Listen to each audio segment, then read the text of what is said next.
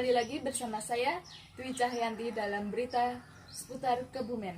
Di bulan Ramadan ini, selain kita harus menjaga kebersihan tubuh kita agar terhindar dari penyakit, kita juga harus menjaga kesehatan berkomunikasi kita agar kita terhindar dari fitnah. Dan perlunya kita menjaga sikap. Tetaplah berbicara lemah lembut dan berkata benar. Hindari berita-berita hoax. Berikut cara-cara menghindari berita hoax. Cara menghindari berita hoax.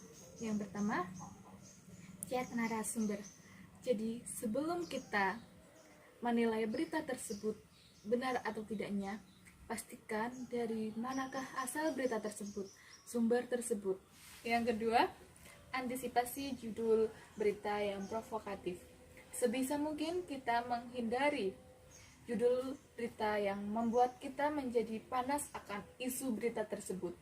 Pastikan dulu kebenaran berita tersebut.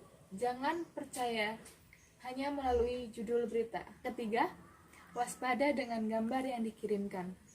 Jangan percaya dengan gambar yang tertera pada berita tersebut.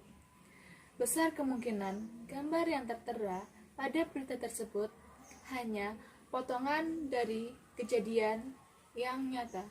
Yang keempat, jangan terburu-buru untuk menyebarluaskan informasi. Sebelum kita menyebarluaskan informasi, hendaknya kita memastikan terlebih dahulu kebenaran atas berita tersebut. Yang kelima, baca secara menyeluruh. Perlunya kita membaca keseluruhan dari berita tersebut guna menghindari berita hoax. Jangan hanya membaca hanya dari beberapa penggalan berita. Hindari membaca berita dari notifikasi yang muncul. Cara berkomunikasi yang buruk. Pertama, sibuk dengan ponsel. Jika kita berkomunikasi, hendaknya kita jangan terlalu fokus dengan ponsel kita, karena itu dapat memperburuk komunikasi kita dengan komunikan, dan itu akan menghambat pesan yang kita sampaikan kepada komunikan. Yang kedua, membicarakan diri sendiri. Dalam komunikasi, hendaknya kita tidak boleh membicarakan diri kita sendiri kepada si komunikan. Karena dengan kita membicarakan diri kita sendiri kepada komunikan, akan membuat komunikan menjadi bosan mendengarkan informasi yang kita sampaikan, dan itu akan memperburuk komunikasi yang terjadi. Yang ketiga, memotong pembicaraan. Ketika kita berkomunikasi dengan seseorang atau ada orang lain yang sedang berkomunikasi, hendaknya kita tidak memotong pembicaraan si komunikator dan komunikan. Karena yang pertama itu akan sangat tidak sopan, dan yang kedua, komunikasi yang terjalin antara komunikan dan komunikator akan terhambat, dan pesan yang disampaikan tidak akan mencapai feedback atau umpan balik. Hal itu sangat berpengaruh kepada pesan yang diterima oleh komunikan, karena pesan yang diterima tidak akan sempurna. Yang keempat, menggunakan istilah asing atau bahasa asing.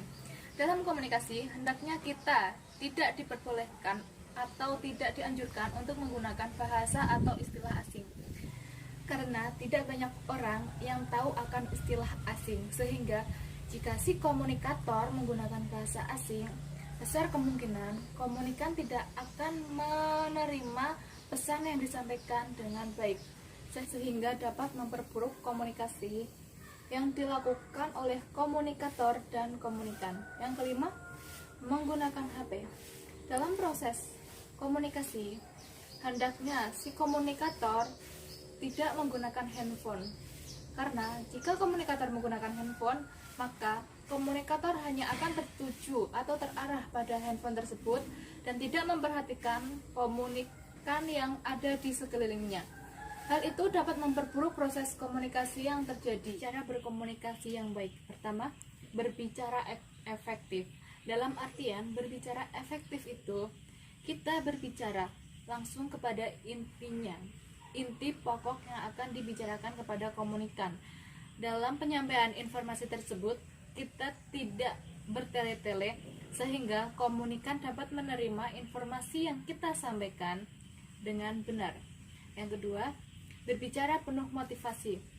Dalam menyampaikan komunikasi tersebut, hendaknya si komunikator menyertakan kata-kata atau motivasi dalam komunikasi tersebut, sehingga komunikan dapat memperoleh pandangan yang baik tentang informasi tersebut.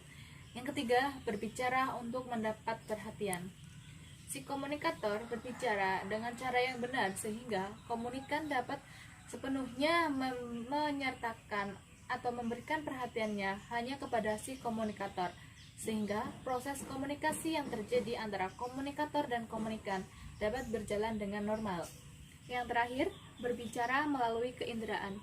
Maksud dari berbicara melalui keinderaan yaitu komunikator dapat menyertakan gerakan tangan atau ekspresi senyum, mimik muka, dan sebagainya agar proses penyampaian pesan kepada komunikan lebih efektif, sehingga komunikan tidak merasa bosan jika komunikator hanya menggunakan kata-kata, tetapi juga menggunakan ekspresi, gerakan tangan, dan lain sebagainya. Dari informasi di atas, perlu kiranya kita menjaga kesehatan dalam berkomunikasi untuk tetap membuat kita terhindar dari berita yang tidak nyata, tidak melukai perasaan orang lain, dan dijauhkan dari fitnah. Tetap menjaga kesehatan di bulan yang penuh berkah ini, hindari hoax, fitnah, dan perbuatan yang tidak menyenangkan perasaan orang lain. Saya Dwi Cahyanti pamit undur diri. Sekian informasi dari saya.